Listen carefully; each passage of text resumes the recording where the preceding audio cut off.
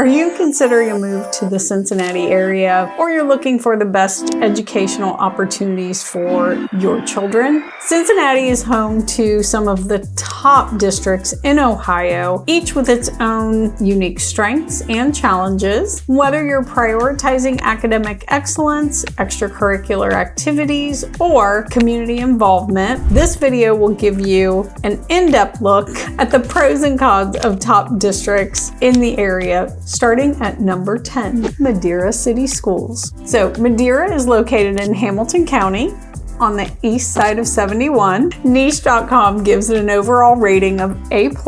Now this district is a little smaller and they have approximately 1,600 students in the whole district. The student-teacher ratio though, 15-1, and about 95% of the students here do go on to higher education after they graduate. And they have a very strong arts program with an emphasis on music, theater, and visual arts. Because the area is smaller, there's also a limited number of homes available. There are quite a few smaller Cape Cod style houses mostly. As they're kind of getting more run down, they're being sold off. They're being replaced with larger, more modern floor plans, also more expensive, and the average sale price in Madira currently is $597,000. Now, the cons of living in this area are that, yes, property taxes and home prices are higher. Also, as we said, limited inventory. And there's also, a limit on the number of extracurricular types of activities and types of classes compared to the larger districts. At number 9, Kings Local School District. Now, Kings is located in Warren County, right off I-71, and it receives an overall A rating from Niche.com. There's approximately 4,400 students in this district, and the student-teacher ratio is about 18-1. About 90% of the students do go on to higher education. Being out in the suburbs, it's a little less diverse compared to the more urban districts. And again, it's a little smaller, less industry in the area to help support it. So there sometimes are some funding shortfalls. Landon, with its gorgeous lake community and just a wide variety of homes to choose from. They also have community pools and tennis in that area. But what we find is that Kings generally has more mature trees and nature because it does sit on either side of the Little Miami River. There's lots of condo community options as well as larger estate homes. And the school complex sits right next to Kings Island. So it's a fun, lively area. The average home price is $466,000. Coming in at number 8, Lakota Local School District. Now, Lakota is Westchester and Liberty Township. It's in Butler County, so on the west side of I-75, mostly. It received an A rating from Niche.com. There's approximately 16,500 students in this district. The student-teacher ratio here is 21-1, and about 89% of students do go on to higher learning. It also is a district that is growing and growing rapidly. They have about 20 buildings that they own, and so therefore they sometimes have some challenges with resources and allocating funds properly. But it's a district you can usually get into only because there's so many options. You've got Westchester to the south, Liberty Township to the north. Westchester is going to be a little bit older homes, and Liberty's a little bit newer as things expand out further. And the average sale price here is $451,000. At number 7, Loveland City School District. Loveland is on the east side off 275-ish. It is a little bit out there to the east. Check out this video if you'd like to know more about living in Loveland. Niche.com gives it an A rating. There's approximately 4,700 students in this district, so still good size.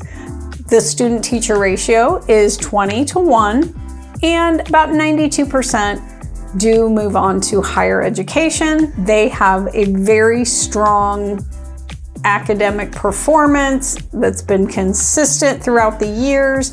The downtown area, they're working on it, but it's amazing. It's just that traffic sometimes gets really backed up and holds things up in that downtown area. So, housing in Loveland, there's a lot of smaller downtown homes. They're older, more historic, and then larger homes that kind of surround it on the outside. There's also a nice mix of condos and townhomes, even patio homes. New construction is a little bit of a challenge to find. There are some custom homes in the area that are being built.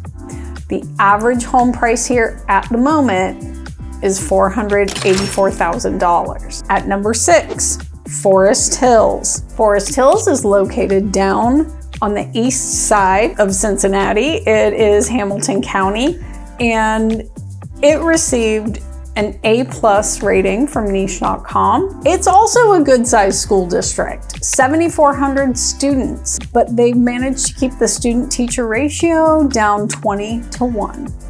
91% of students do move on to higher education. Purchasing a home in this area, there's lots of variety. I kind of like this area because there's just fun, winding, twisting roads with lots of trees. And again, you have a wide variety of things that you can purchase down there. So the average home price in the area is $422,000. At number 5, Wyoming City School District. Now, Wyoming is fairly centrally located right off Ronald Reagan Highway, west of I-75 in Hamilton County. It receives an A+ rating from Niche.com. There's approximately 2,000 students, and the student-teacher ratio is about 15:1. 94% of those students do move on to college. Also, property values and taxes are higher in this area than some of the others. So, purchasing a home in the Wyoming district is, again, a little bit of a challenge just because you have a much more confined area. The town itself has got lots of historic charm with historic homes, a few condos, and sometimes you can find an amazing mid-century modern home. The average sale price is $493,000. At number 4, Mason City Schools. Now, Mason's in Warren County, right off I-71, and it received an A+ rating from Niche.com. There's approximately 10,600 students. The student-teacher ratio is about 22:1, and about 93% of those students do continue on to college. But rapid growth has led to some larger class sizes and possibly some overcrowding in spots. But purchasing a home in the Mason district, it's a challenge. It's not that there aren't homes there, it's just they go very quickly. There's lots of condo options, patio homes, townhomes, as well as single family homes of all shapes and sizes. There's not a lot of new construction homes left. Currently a few 1 million plus custom homes, some higher end patio homes are coming, and possibly some more reasonably priced townhomes.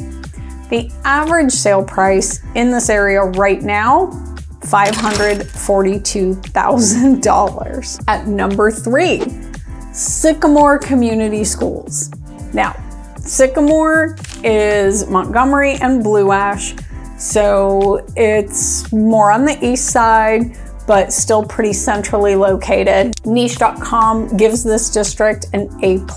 There's approximately 5,600 students, so not too big, not too small. Student-teacher ratio is about 16:1, and 93% of students do go on to higher learning. This district does offer a wide range of academic and extracurricular activities. They have excellent programs in science, technology, engineering, and math. They have a very diverse student body, both culturally and socioeconomically. The homes in these areas, I mean, there's a wide range. You have some 50s, like 1950s homes, 1970s and 80s homes.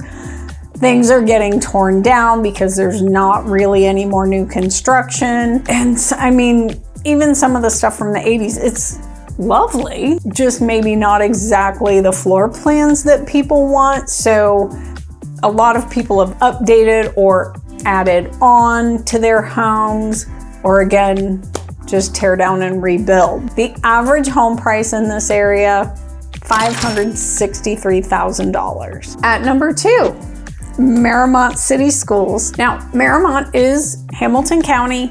It is east side, but not as far as Forest Hills. Niche.com gives this district an A+ rating. There's approximately 1,700 students. The student-teacher ratio is 16:1, and 96% of students go on to higher education. There's a strong emphasis on music, theater, and visual arts. It's also a very close-knit community, also with some tradition, and the buildings are lovely. It is a much smaller district, and so they do have some limited courses and extracurriculars, literally just due to size. Smaller also means fewer homes available, but it's a great little area if you can get in. The average price point right now, $592,000. And coming in at number 1, you probably guessed it, Indian Hill Exempted Village School District. Now, Indian Hill is on the east side in Hamilton County. It does get an A+ rating from Niche.com. It is also ranked number 1 in the entire state, according to Niche.com. There's approximately 2,100 students, and I keep thinking that number is going to go up a little bit as they've been doing some building over there. The student-teacher ratio, I've seen numbers as low as 9:1 and as high as 15:1. So if you have gone to school there or have kids going to school there, we would love an update of what is actually true. Let us know down in the comments. About 97% of students do move on to college or higher education after they graduate. They do have smaller class sizes, supposedly, and that just provides a little more personalized attention. Well, the average home price is $1.16 million. So the ability to get into the district could be challenging for some. However, Indian Hill has some of the lowest taxes in the area. You gotta love that. Well, what questions do you have about these districts or others? Please reach out to us directly or start a conversation in the comments below, and check out this video to learn more about living in Cincinnati.